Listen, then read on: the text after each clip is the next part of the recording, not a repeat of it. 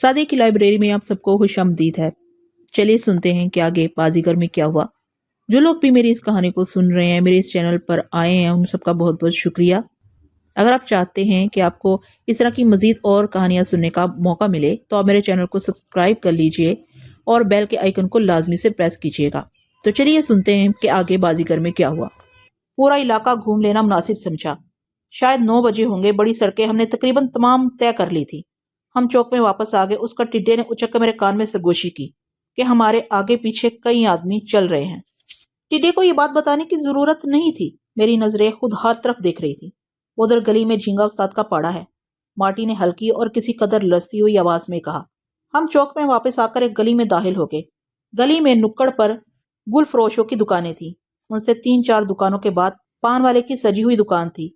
उसे एक छोटा सा होटल मुल्हिक था। मैं वहीं ठहर गया। मैंने टिड्डे को पैसे देकर पान लाने के लिए कहा। मार्टी अपना इस्तराब छुपाए हुए था। उस्ताद देख रहे हो? उसने मेरी तरफ मुंह किए बगैर चुपके से कहा। मैं खामोश रहा। 7-8 आदमी चारों तरफ फैले हुए थे। हम उनकी निगाहों के हाथे में थे। टिड्डा उछलता कूदता हुआ पान ले आया। एक मैंने खाया, एक मार्टी ने। एक मार्टी को दिया। पान चबाता हुआ मैं कई मिनट तक खड़े खड़े सोचता रहा। वो लोग मेरे नजदीक नहीं आए, लेकिन वो सब मुस्तैद खड़े थे। मैं टहलता हुआ चौक में आ गया। वो लोग भी आगे पीछे चौक में इधर उधर मुंतशिर हो गए। जिस गली की तरफ मार्टी ने इशारा किया था वहां झींगा उस्ताद का पाड़ा है। वो चौक से करीब ही थी। हम आहिस्ता कदमों से उसी गली के दहाने पर पहुंच गए, लेकिन अंदर जाने की बजाय नुक्कड़ पर खड़े रहे। मैंने देखा हमारा ताक़ब करने वाले आदमी भी इर्द गिर्द फैल गए हैं। झींगा के पाड़े वाली गली ज्यादा रोशन नहीं थी और गुंजान भी कम थी। मैंने जेब में हाथ डाल के चाकू टटोला। फिर मैंने मार्टी को देखा। वो उन आदमियों की तरफ नजरें जमाए हुए था। मैंने टिड्डे को देखा। उसकी फुर्ती खत्म हो गई थी। वो बिल्कुल साकत मेरे पहलू में दुबका खड़ा था। मैंने अचानक हाथ उठा के अपने नजदीक तरीन खड़े आदमी को इशारा किया। वो कुछ नहीं समझा। मैंने फिर इशारा किया।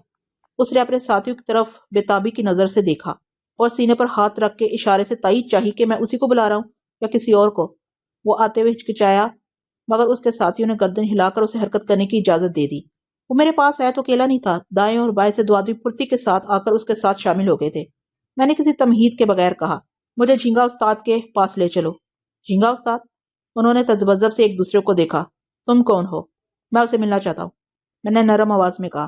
तुम कौन हो? एक ने सख्ती से पूछा। मैं तुम्हें क्या बताऊं कि मैं कौन हूं? मैं एक परदेसी हूं। मैंने झींगा उस्ताद की बहुत शोहरत सुनी है। वो मुझे नहीं जानता। मैं उसे मिलने आया हूं। वो मेरी बात से वो मेरी बात से मुतमईन नहीं हुए। उनमें से एक ने बिगड़े हुए तेवर से कहा, मगर तुम क्यों उससे मिलना चाहता है? मैं उसे देखना और उससे कुछ बात करना चाहता हूँ। वो मेरी बजाय मार्टी से मुखातिब हुआ। क्या लफड़ा है? तुम साला बाज नहीं आया? ए बाबू जाओ, अभी बात अपने हलास कर दी है। मार्टी से कह दिया है कि वो लोंडियापन ना करे। तुमने मेरी बात का जवाब नहीं दिया। मैं तुमसे क्या कह रहा हूँ? मुझे झींगा उस्ताद के पास ले चलो, मैंने तुंद लहजे में कहा। झींगा उस्ताद इस टाइम पर किसी से नहीं मिलता। सवेरे इधर आओ, अपन तुमको झींगा के पास ले चलेगा। पर बात मार्टी की है तो तुम्हारा उधर जाना बेकार होगा। बात ना बढ़ाओ। मार्टी से कह दो कि आगे ये हरामीपन न करे। जबान संभाल कर बात करो, मैंने तहम्मुल से कहा। मुझे झींगा उस्ताद से मार्टी की बात भी करनी है और अपनी भी। सवेरा किसने देखा है? तुम जमानत दे सकते हो कि सवेरे तक झींगा उस्ताद जिंदा रहेगा या मैं जिंदा रहूंगा? तुमसे जाकर बताओ कि एक परदेसी मुझसे मिलना चाहता है। मार्टी की बात करना है तो अपन से करो। झींगा उस्ताद से मिलना है तो सवेरे आओ। उस्ताद साला कोई जनाना नहीं है कि पर्दे में छुपा बैठा है। तुम इससे जरूर मिलना और वो भी तुमसे जरूर मिलेगा। मैं समझ गया कि उनकी यह थ्योरी बहुत गुरेज मेरी सफेद पोशी के सबब से है। वो मुझे देख के सादा लिबास वाले के शक में मुब्तला हो सकते हैं। इसके बावजूद मैं पूरी तरह होश में था। चाकू मेरे हाथ में दबा हुआ था। इसी स्ना में उनके दूसरे साथी तमाशबीनों की तरह हमारे पास आ गए थे। मैं उस्ताद से सिर्फ चंद बातें करना चाहता हूँ। सवेरे की बात मत करो। उस्ताद से जाकर कहो कि एक परदेसी आया है। वो मना कर दो, मैं वापस चला जाऊंगा। लेकिन उससे यह भी कह देना कि मेरे साथ एक जख्मी आदमी है, एक आधा आदमी है और एक मैं हूं, और मैं उससे तन्हाई में बात करना नहीं चाहता। मेरी बात सुनकर उन सब ने तिलमिलाकर एक दूसरे पर दोबारा नजर की। मैंने उनके इशारों कुनाइयों की तरफ से उमदन मुंह मोड़ लिया। क्यों मार्टी? जो आदमी सबसे आगे था उसने मार्टी से बदले हुए लहजे में पूछा। क्या चक्कर है? मार्टी से कुछ मत पूछो, कोई चक्कर नहीं है। 2 और 2 4 की बात है। तुम देर लगा रहे हो, मेरी बात समझने की कोशिश नहीं कर रहे हो, मैंने सरदबाज में कहा। देखो बाबू, अभी झींगा उस्ताद ने मार्टी को बख्श दिया है। उस्ताद इस इलाके का राजा है। वो बर्दाश्त नहीं करता कि कोई उसके इलाके के बासियों को तंग करे। मार्टी ने जो कुछ किया उसकी सजा उसे मिल गई। मैं इसका जवाब तुम्हें झींगा उस्ताद के सामने दूंगा। तुम ख्याल नहीं कर रहे हो कि मैं झींगा उस्ताद से मिलने की इजाजत चाह रहा हूँ? तुम खुद बातें ना बनाओ, अपना आदमी उसके पास भेजो। अगर वो इजाजत नहीं देगा तो मैं जबरदस्ती उसके पास नहीं जाऊंगा। यकीन है कि झींगा उस्ताद मना नहीं करेगा। मैंने जानबूझकर अपना मुतालबा दोहरा दिया। तुम कोई लाट साहब है कि झींगा जी को तुमसे मिले? इसका फैसला भी झींगा ही करेगा। फैसला उसके साथी भी कर सकते हैं। पीछे खड़े हुए किसी आदमी ने दृष्टि से कहा, जाओ जाओ बाबू, सवेरे आना। अपन का भेजा मत पिलपिली करो। अपन अभी उसने अपना जुमला मुकम्मल नहीं किया था कि एक आदमी गली से लपकता हुआ हमारे पास आया और हाँफते हुए बोला, उस्ताद बुला रहा है। बुला रहा है? कई हैरत भरी आवाजें एक साथ उभरी। मैंने मार्टी और टिड्डे के बाल पकड़कर इन्हें आगे की तरफ धकेला और झींगा के आदमी हमारे आगे पीछे चलने लगे। हमें ज्यादा दूर नहीं जाना पड़ा। झींगा का पाड़ा कोई 100 कदम पर था। पाड़े के पास पुख्ता और नीम पुख्ता इमारतें थीं। जिस इमारत में हम दाखिल हुए वो औसत दर्जे की 2 मंजिला पुख्ता इमारत थी। बाहर की रोशनियां मध्यम थी, लेकिन अंदर खासी रोशनी थी। दरवाजा मजबूत था। एक ड्योरी जैसी जगह से गुजरकर हम एक कमरे में पहुंच गए। ये एक वीरान सा बड़ा कमरा था। सिर्फ 2 चारपाइयां दीवार से लगी हुई थी और काठ कबाड़ भरा हुआ था। इमारत का कोई दूसरा रास्ता भी जरूर होगा। हमारी रफ्तार तेज नहीं थी। टिड्डे का चेहरा फक पड़ा था। मार्टी बिल्कुल खामोश था। हमें एक बड़े कमरे में पहुंचा दिया गया। ये एक छोटा सा हाल था। बड़े बड़े कमकमे जल रहे थे। आधे कमरे में दरी बिछी हुई थी और सामने फर्श से कुछ ऊंची पुख्ता जगह पर चौकी जैसा एक बड़ा चबूतरा था। चबूतरे पर बेयक वक्त कई आदमी बैठ सकते थे और बैठे हुए भी थे। कुछ लोग दूरी पर थे। कमरा चारों तरफ से बंद था। दीवार पर छत के करीब चंद रोशनदान थे और इतराफ में कई दरवाजे थे। वो खुले हुए नहीं थे। चबूतरे पर फरबा जिस्म का एक सांवला सा शख्स मुख्तलिफ उम्रों के आदमियों के दरमियान सबसे नुमाया था। उसकी दाढ़ी साफ थी और बारीक नोकदार मूछें ऊपर की तरफ चली गई थी। बाल कड़े हुए, पेशानी चौड़ी, नाक बैठी हुई और चेहरे पर चाकू के कई निशान और नाक पर एक काला मस्सा था। उम्र 45 से कुछ ऊपर होगी, लेकिन जिस्म और चेहरे से वो ज्यादा उम्र का नहीं मालूम होता था। उसका कद दरमियाना लग रहा था। आंखों में तेज चमक और होंठों पर मुस्कुराहट थी। हमें आते देखकर उसके सिवा सब चौंके। वो साकत बैठा रहा। मैं, मार्टी और टिड्डा आधे कमरे तक जाकर रुक गए।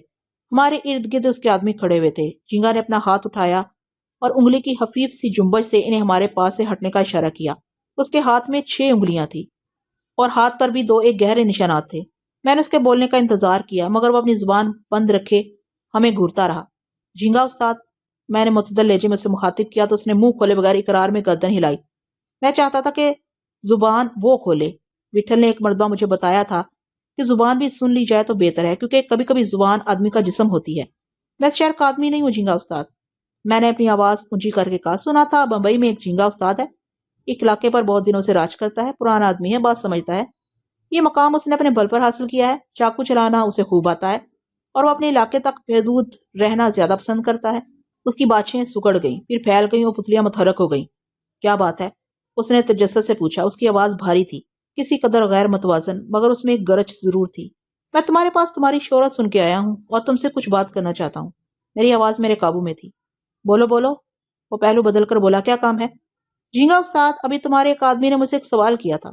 मैंने कहा था कि मैं इस सवाल का जवाब झींगा उस्ताद के सामने दूंगा। मैं उसे जरूर जवाब दूंगा, लेकिन उस्ताद, मैं तुमसे एक सवाल करना चाहता हूँ कि तुम इन लोगों के दरमियान इस ऊंची जगह क्यों बैठे हो? काम क्या है? वो बिगड़ कर बोला। मखौल मत करो। माहौल नहीं झींगा उस्ताद, मेरी बात का जवाब दो।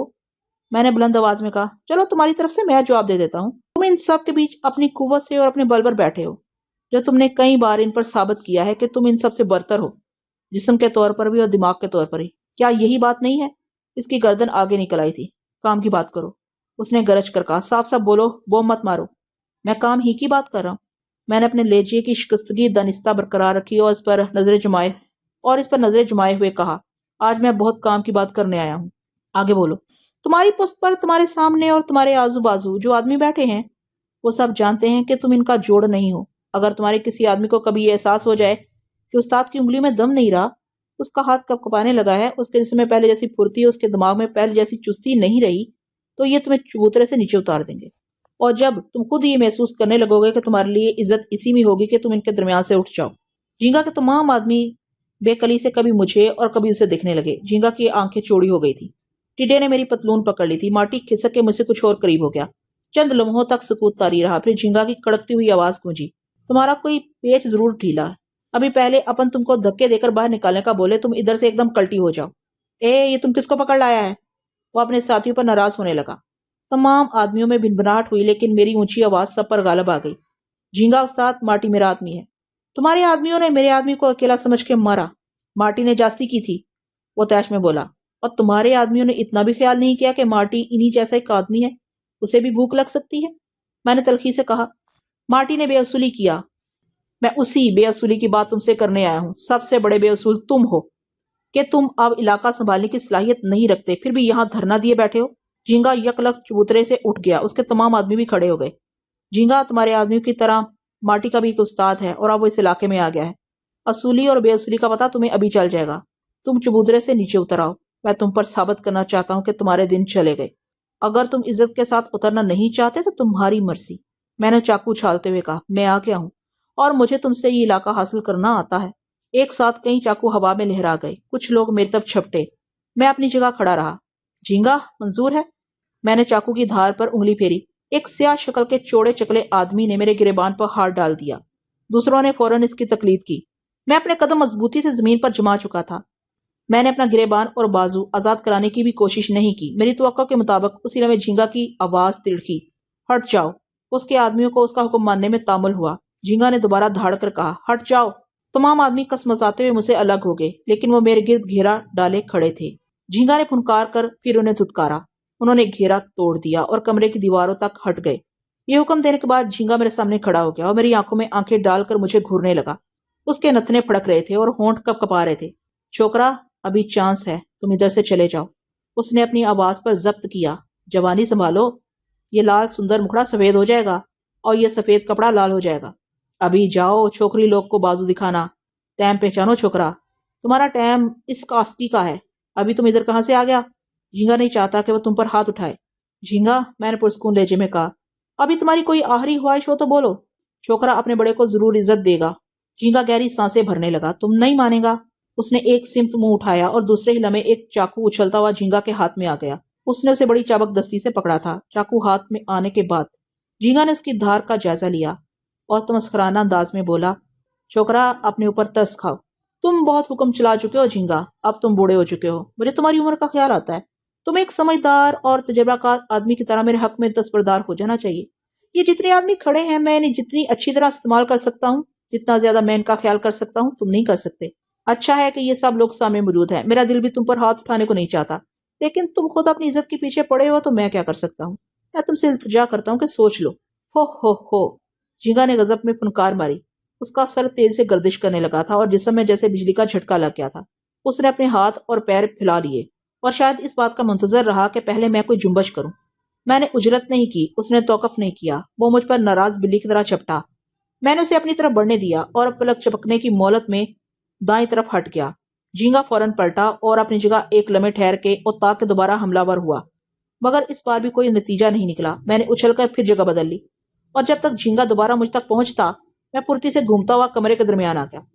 جھینگا مجھ پر نگاہ رکھتا ہوا ایک فاصلے پر ٹھہر گیا اور چند لمحے کچھ سوچنے کے بعد نپے تلے قدموں سے آگے بڑھا۔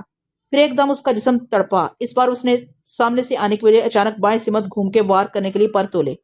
مجھے اس کی زد سے بچنے کے لیے زیادہ مشکل نہیں پیش آئی، کیونکہ اس نے حرکت کرنے کے لیے مجھے معقول وقت دے دیا تھا۔ جھینگا نے بے درپے مختلف زاویے بدلے۔ کئی بار ایسا ہوا کہ اس کے چاقو اور میرے جسم میں ایک بور کا فاصلہ رہ گیا۔ کمرے میں مکمل سکوت چھایا ہوا تھا۔ میں نے اب تک جھینگا پر کوئی وار نہیں کیا تھا۔ درمیان میں کئی موقع ایسے آئے کہ میں اس کی کلائی پر ہاتھ ڈال سکتا تھا، مگر نہ میں نے اپنے چاقو سے تاک لگائی، نہ اس کے حملے کا جواب حملے سے دیا۔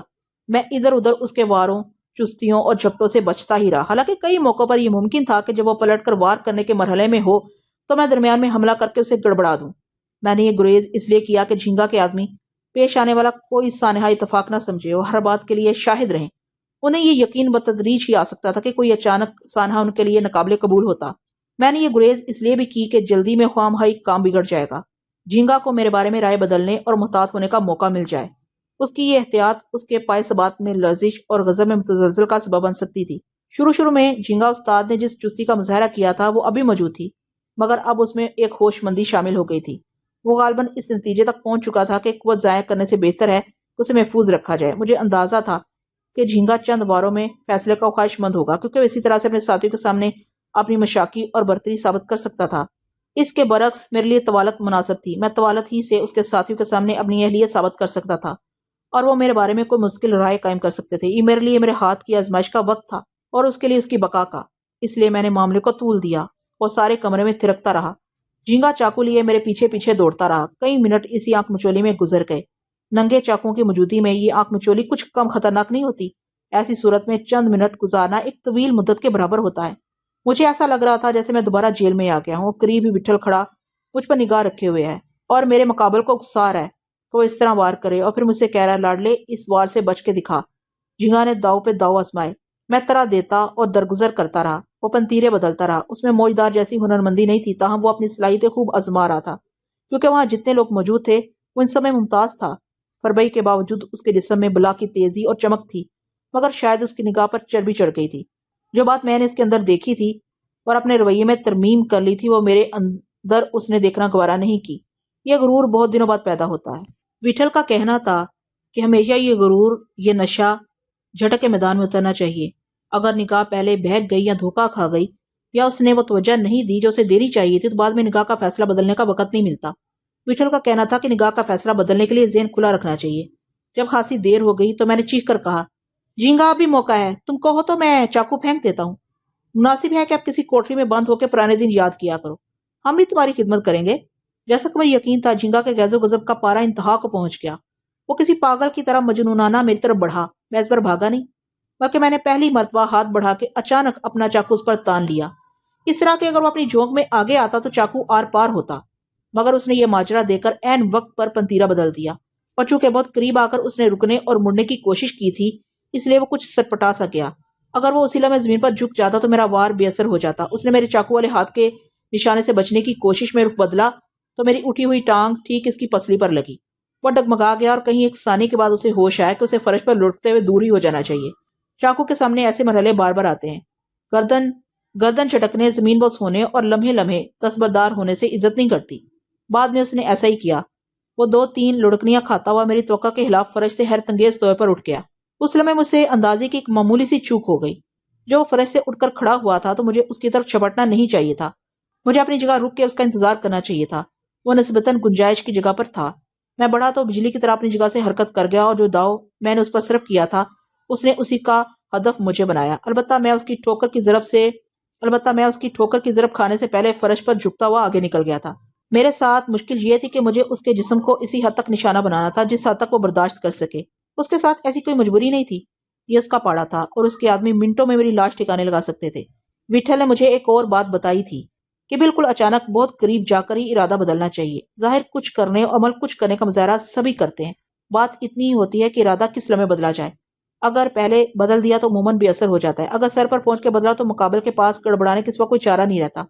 مگر میں وٹھل کے اس مشورے پر اسی وقت عمل کرتا جب مجھے فیصلہ کرنے کی جلدی ہوتی۔